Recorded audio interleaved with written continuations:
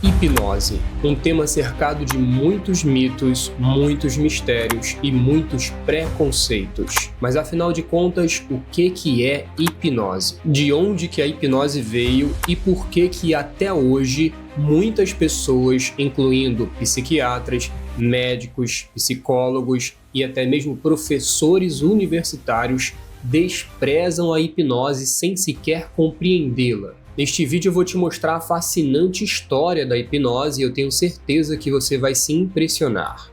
Vamos falar desde o Egito Antigo, onde a hipnose era utilizada também, até os consultórios modernos, onde a hipnose é utilizada como uma técnica terapêutica. A história da hipnose não tem um início bem definido, mas é muito provável que ela tenha começado no Egito Antigo. No Egito Antigo existiam os chamados templos do sono, onde sacerdotes induziam pessoas a estados alterados de consciência, buscando uma cura física e espiritual. O papiro de Ébias, datado do ano de 1550 a.C., já descrevia práticas que combinavam conhecimentos anatômicos e rituais mágicos. Historicamente, essas podem ser as primeiras manifestações a respeito do poder da mente sobre o corpo. Além do mais, em culturas diversas como o xamanismo, culturas onde você encontra práticas de meditação e rituais ancestrais exploravam estados alterados de consciência, conectando o ser humano a uma realidade interna profunda,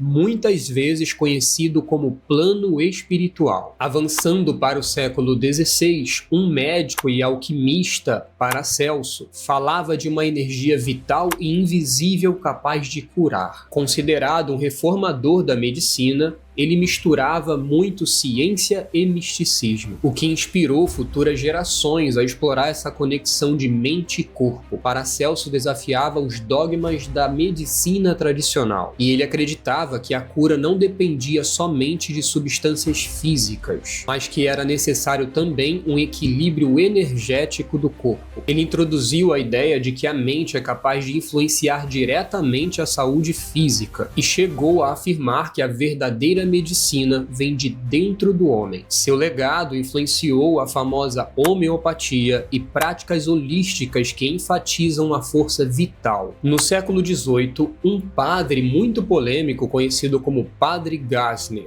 realizava curas impressionantes, porém sobre uma roupagem religiosa. Ele acreditava que as doenças tinham origem demoníaca e que seriam tratadas através de exorcismo ou imposição de mãos. Padre Gasner era um perito na arte da sugestão e ele utilizava o ambiente, a teatralidade, ou seja, a interpretação, a forma como ele se veste e a fé das pessoas para potencializar a cura. Esses métodos de Padre Gasner atraíam muito a atenção, sendo admirado por uns e completamente contestados por médicos e teólogos da época. O seu trabalho influenciou posteriormente o desenvolvimento do magnetismo animal de Franz Anton Mesmer, o qual vamos falar a seguir, contribuindo assim também para que posteriormente seriam técnicas hipnóticas aplicadas à psicoterapia. No século XVIII, um homem conhecido como Franz Anton Mesmer, que foi muito importante na história da hipnose, tanto que muitas pessoas começariam a história da hipnose a partir de Franz Anton Mesmer. Esse homem conceitualizou o que foi conhecido como magnetismo animal. Ele acreditava que uma força invisível vinda dos astros fluía entre os seres vivos e poderia ser utilizado para a cura. Suas sessões, semelhantes à do Padre Gasner, também envolvia encenações, também envolvia muitos rituais e muitas questões ambientais. Seus pacientes frequentemente entravam de uma forma coletiva em estados alterados de consciência. Porém, apesar da sua popularidade, as suas ideias foram alvo de grande ceticismo pela comunidade científica da época. Em 1784, o rei Luís XVI reuniu uma comissão para investigar Mesmer. Essa comissão foi composta por cientistas notáveis da época, cientistas como Benjamin Franklin, o médico John Joseph Ignace Guillotin e o químico Antoine Lavoisier. Durante as investigações, alguns pacientes foram expostos ao tratamento de Mesmer. Porém, esses pacientes não sabiam do tal fluido magnético, não sabiam sobre todo o conceito, a ideia de energia que circulava por ali. Esses pacientes que não tinham sido informados sobre o fluido magnético capaz de curar, não tiveram os mesmos efeitos das outras pessoas que foram informadas sobre isso. Esses resultados levaram a comissão a entender que os efeitos das sessões de Mesmer eram reais, mas isso se devia unicamente à sugestão psicológica e não sobre um fluido magnético vindo dos astros transmitido através das mãos capaz de curar as pessoas. Após ser desacreditado, Mesmer teria passado o restante da sua vida de forma isolada e morrido afastado do seu magnetismo animal e da sua prática médica. Embora desacreditado, a contribuição de Mesmer é clara, tanto que muitas pessoas começariam a história da hipnose a partir daí, a partir do homem que criou o magnetismo animal. Como visto até este ponto, era muito comum na história da hipnose essa prática não ser vista como fenômeno psicológico, mas muitas vezes como uma questão energética e espiritual. Isso, na verdade, acontece até os dias de hoje, mas vamos avançar mais. Até o momento, os fenômenos hipnóticos eram vistos de uma forma muito agitada, muitas vezes acompanhados até mesmo de convulsões. Mas um homem chamado Marquês de Puységur, entre o século XVIII e XIX, fez uma descoberta que mudaria o fenômeno hipnótico pelo resto da história. Marquês de Puységur observou que poderia causar um estado de hipnose diferente do que era feito até então.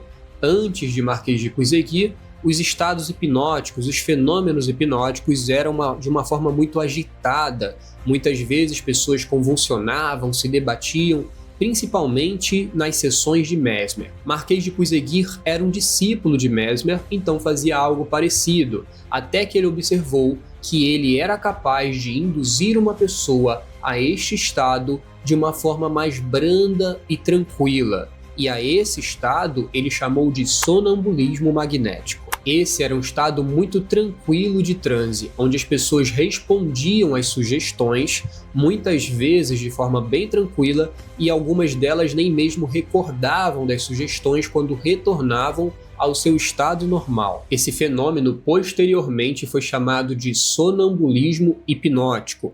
É um termo utilizado até hoje, e a partir daí houve um rompimento entre aquela roupagem hipnótica do magnetismo animal de forma agitada e até mesmo convulsiva, até um transe hipnótico calmo e tranquilo. Esse agora seria um estado profundo de consciência alterada que não recebia mais o nome de magnetismo animal. Também entre o século XVIII e XIX, um outro homem chamado Abade Faria também desafiou os conceitos místicos do magnetismo animal. Ele também alegou que esse estado de transe não era causado por fluidos magnéticos, mas sim pela sugestão verbal e pela predisposição do indivíduo a entrar neste estado. A abordagem de Abade Faria lançou as bases para compreender a hipnose de uma forma mais racional e científica. No século XIX surgiu um outro homem, um cirurgião escocês chamado James Braid, também muito importante na história da hipnose. Foi a partir dele que este fenômeno, este estado, recebeu o nome de hipnose. Até então, o nome era magnetismo animal, sonambulismo magnético, mas até ele não existia este termo hipnose. Através dos seus estudos, James Braid verificou que conseguia levar as pessoas a esse estado através de um cansaço sensorial, primeiramente através do cansaço ocular. Baseado na sua percepção de que esse estado se assemelhava um pouco com algumas características do sono, James Braid então se inspirou no termo grego hypnos, baseado ouvindo do deus Hypnos, o deus do sono. Foi aí então que surgiu o nome hipnose. Algum tempo mais tarde, James Braid verificou que ele estava enganado, que na verdade esse estado não tinha nada a ver com sono, Foi então que ele cogitou trocar o nome de hipnose para monoideísmo, que significaria foco em apenas uma ideia. Só que até aí o termo hipnose já havia se popularizado e é o nome que continua até hoje. A hipnose também encontrou uma aplicação prática na medicina através de um homem chamado Eliotson. Eliotson foi um pioneiro no uso da hipnose como anestesia, e um outro homem chamado James Isdale havia realizado centenas de cirurgias sem o uso de anestesia, que ainda não existia na época. James Isdale documentou centenas de cirurgias e amputações realizados na Índia, em um tempo em que ainda não existia anestesia. Isdale observou que era capaz de levar as pessoas a entrar num estado tão profundo, que elas não sentiam mais dor e até o sangramento diminuía. Nesse estado, ele era capaz de fazer amputações e percebia que as pessoas até mesmo se recuperavam um pouco mais rápido quando levadas nesse estado. Esse nível de hipnose é conhecido hoje como o estado mais profundo de transe hipnótico, que recebeu o nome em homenagem a James Isdale de estado de Isdale. Um estado tão profundo, que a pessoa fica completamente insensível a estímulos externos. E neste estado seria muito fácil fazer procedimentos cirúrgicos. Os relatos de Isdale sobre a sua capacidade de levar as pessoas a esse estado e realizar procedimentos cirúrgicos chamou muito a atenção da medicina. Porém, com o advento da anestesia, as práticas hipnóticas ficaram de lado, jogados para segundo plano. No entanto, seu trabalho influenciou no que retornou até mesmo a ser praticado no século XX, que é a prática de cirurgias feitas através do estado hipnótico, que existe até hoje. No século XIX, um homem chamado Liebald também trouxe contribuições significativas para a hipnose. Após concluir seus estudos em medicina, ele se estabeleceu próximo a uma cidade chamada Nancy, e lá ele iniciou a sua prática médica. Olha que legal, a história diz que Liebald oferecia tratamentos gratuitos através da hipnose. Ele dizia que se as pessoas aceitassem serem tratadas com a hipnose,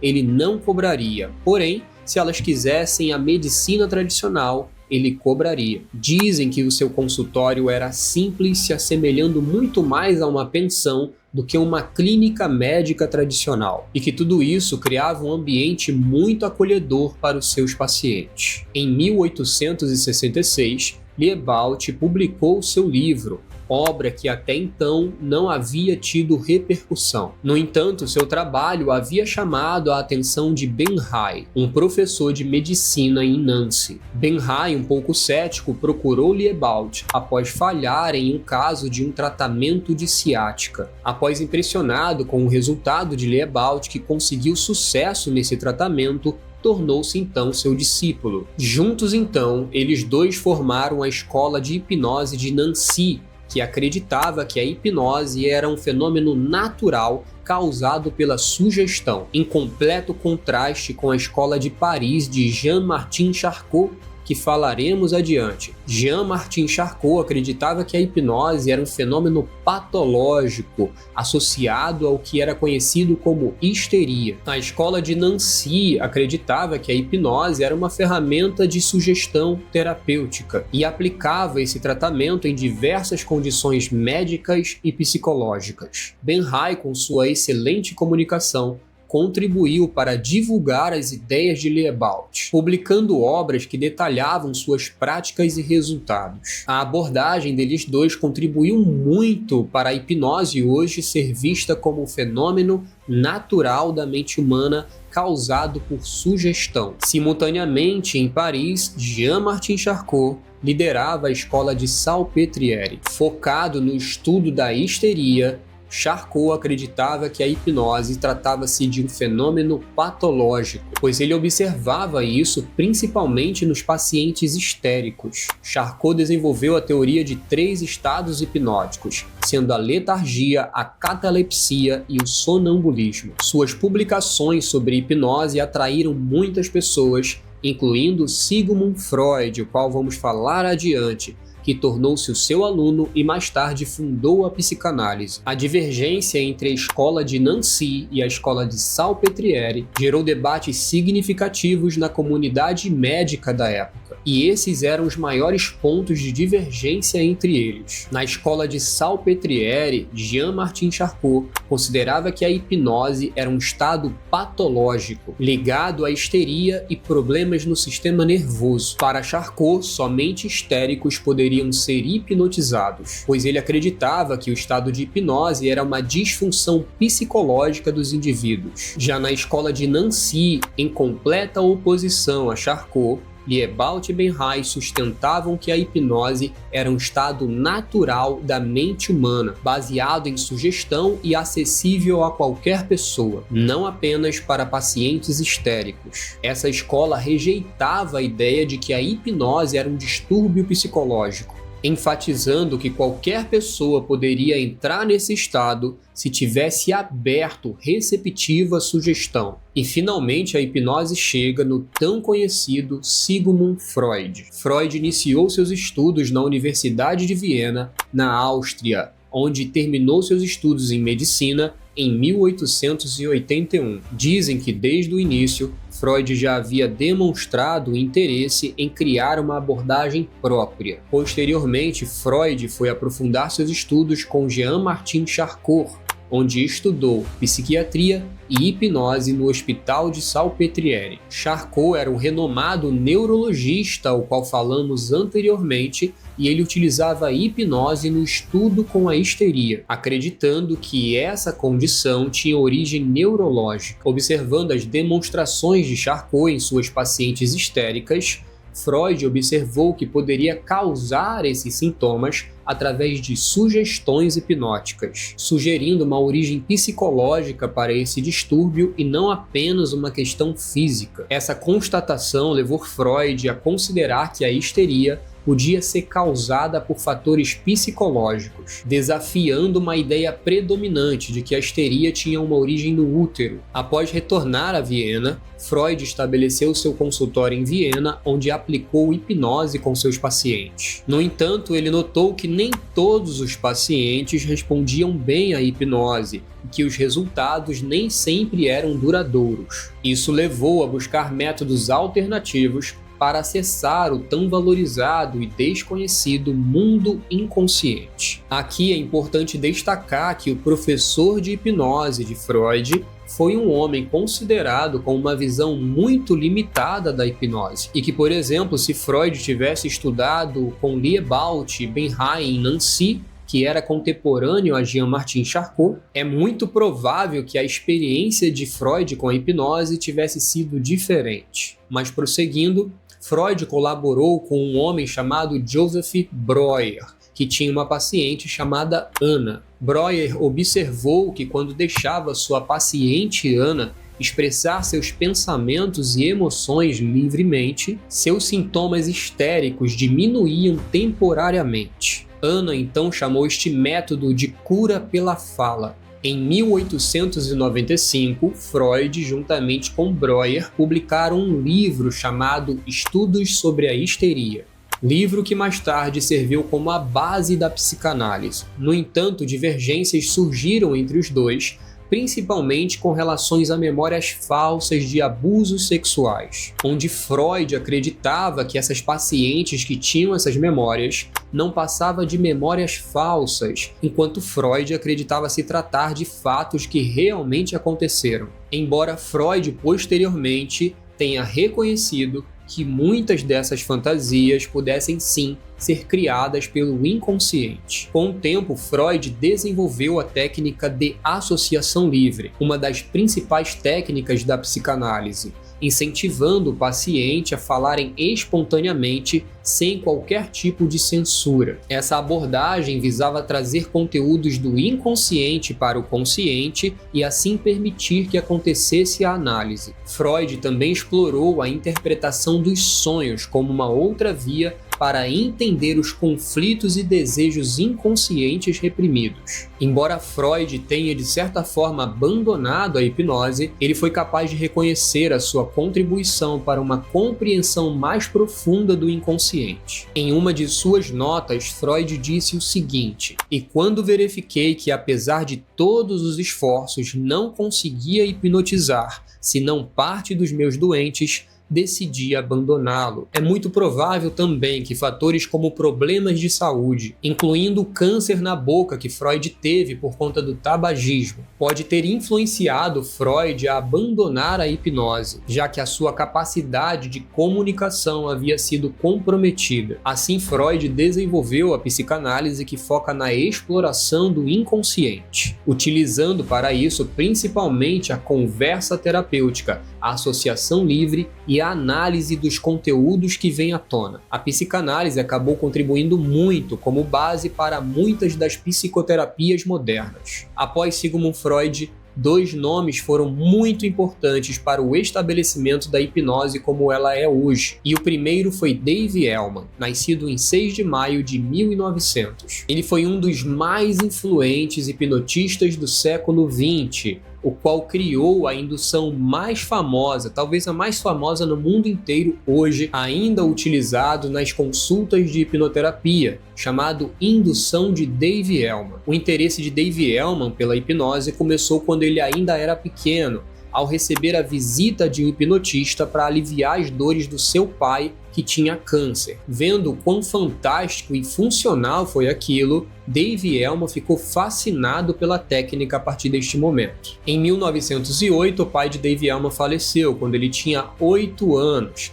e a partir daí ele começou também a buscar mais informações a respeito da hipnose. Na adolescência, Dave Elman trabalhou com entretenimento, onde tocava saxofone e violino. Em 1922, ele se mudou para Nova York para trabalhar no meio artístico, participando de apresentações e shows. Seu nome verdadeiro era David Koppelman, porém, achando que o nome era longo demais para colocar em cartazes e anúncios, ele reduziu seu nome, criou seu nome artístico e ficou conhecido como Dave Elman. Em 1927, procurando estabilidade financeira, Dave Elman procurou um trabalho na rádio, um setor que estava em ascensão na época. Lá ele trabalhou como locutor e apresentador. Em 1937, Dave Elman passou por um profundo sofrimento quando perdeu seu filho mais velho com pneumonia. Para superar essa dor, Dave Elman aceitou um pedido de um parente e ele criou um quadro na rádio chamado Hobby Lobby, onde o entrevistador, ou seja, ele, entrevistaria pessoas com vários hobbies diferentes. Foi nesse programa, então, que Dave Elman reencontrou a hipnose, pois um dos convidados tinha o hobby de hipnotizar,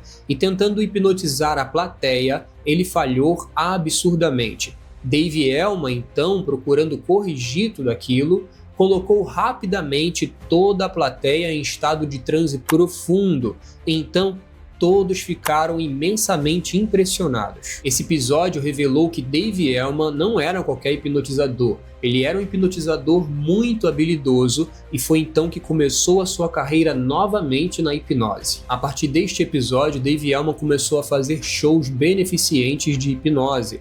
Em um desses shows, ele foi abordado por médicos que queriam muito aprender a técnica para utilizar com seus pacientes. Esses médicos já utilizavam da hipnose, porém seus métodos demoravam de 30 a 40 minutos para levar uma pessoa ao transe hipnótico. Assistindo Dave Elman, os médicos perceberam que ele era capaz de levar aquele mesmo estado em até 3 minutos. Como no hospital o fator tempo é muito importante, então os médicos pediram para Dave Elman ensiná-los este método de hipnose bem mais rápida. Dave Elman enfrentou muita resistência da comunidade médica da época porque não era permitido um leigo ensinar a médicos. Apesar disso, muitos médicos interessados começaram a formar grupos e continuaram procurando para aprender as técnicas. A demanda de Dave Elman cresceu tanto que ele passou a dar cursos todos os dias e às vezes 2 vezes ao dia. Seus treinamentos duraram mais de 13 anos transformando radicalmente o uso da hipnose na medicina. Criador da indução de Dave Elman, uma técnica de hipnose rápida utilizada até hoje. Autor do livro Hypnotherapy, publicado em 1964, um dos mais importantes textos de hipnose clínica. Dave Elman influenciou diretamente o desenvolvimento da hipnoterapia moderna. Sua metodologia foi adotada por uma escola muito conhecida de hipnose, na qual eu sou formado também,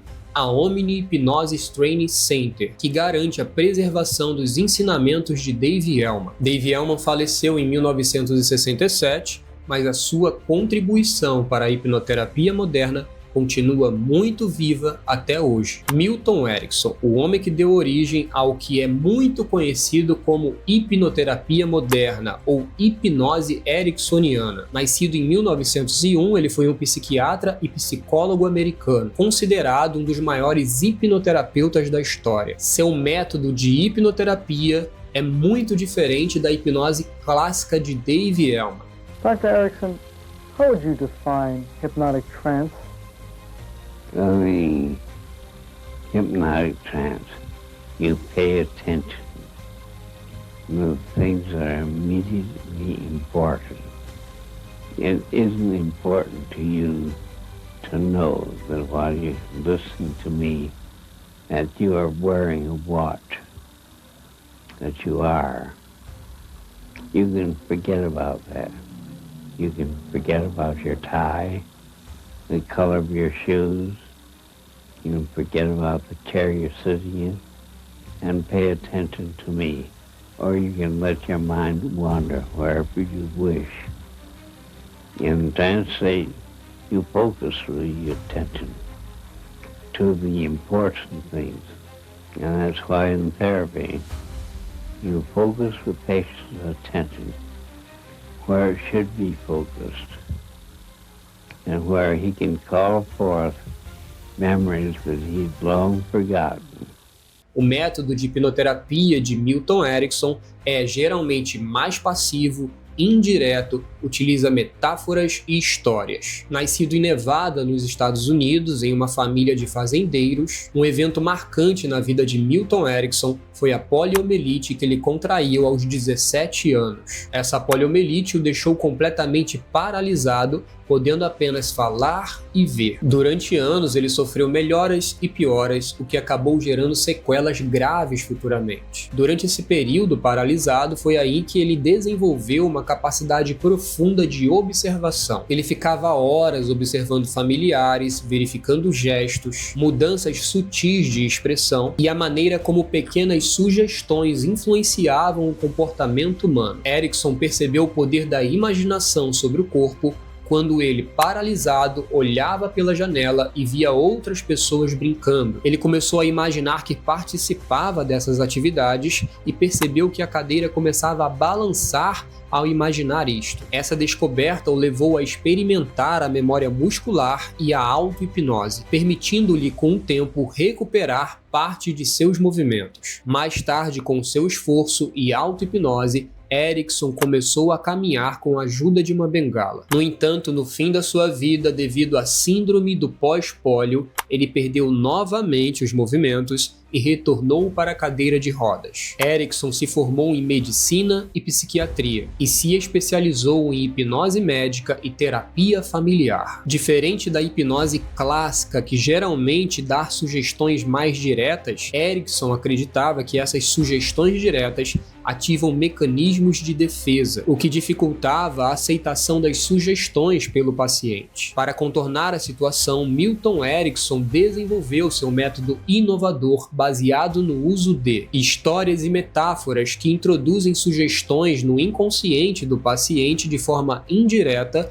muitas vezes sem que ele se dê conta disso. Sugestões embutidas onde orientações eram dadas de forma sutil, sem soar como uma ordem. Confusão estratégica, desorientando momentaneamente a cabeça do paciente para que sugestões passem de uma forma direta para o inconsciente. O trabalho de Erickson influenciou completamente a hipnose moderna e serviu como base para a criação da programação neurolinguística, a conhecida PNL. Richard Bandler e John Grinder modelaram a comunicação de Milton Erickson e assim desenvolveram muitas técnicas de comunicação persuasiva baseado no método de Erickson. Erickson se tornou especialista no tratamento de dor crônica, utilizando a hipnose inclusive para aliviar os seus próprios sofrimentos devido à poliomielite. Mesmo com dores constantes devido à paralisia, ele continuou a ensinar e atender os pacientes até a sua morte com 79 anos. Seu legado perdura como um dos maiores avanços da hipnose terapêutica, revolucionando como a hipnose é aplicada na psicologia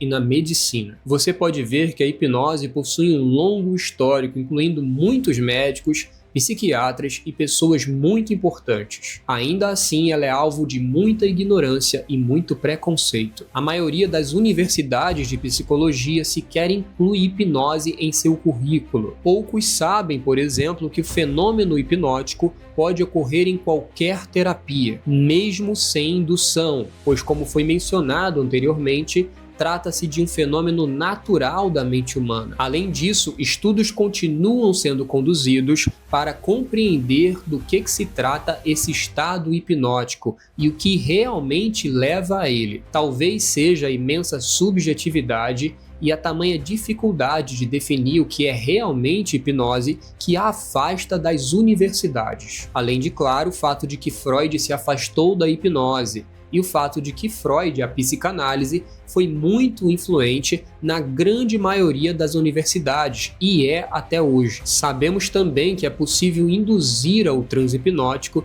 de inúmeras formas, o que reforça ainda mais a complexidade deste fenômeno. A hipnose também aparece em muitas práticas religiosas, como observamos na história da hipnose. Mas esse é um assunto para um outro vídeo. Minha sugestão é que, se você é um profissional da área da saúde, principalmente terapeuta e psicólogo, tenha certeza de que aprender hipnose agregaria muito no seu trabalho. E mesmo que você não atue nessa área, conhecer sobre a sua mente acrescentaria muito na sua vida. Meu nome é Jonathan Ribeiro, eu sou terapeuta e se você precisar de terapia em grupo ou individual, você vai encontrar um link aí na descrição deste vídeo. Eu gostaria de saber da sua opinião sobre esse vídeo, deixe seu like aí e se inscreva no meu canal.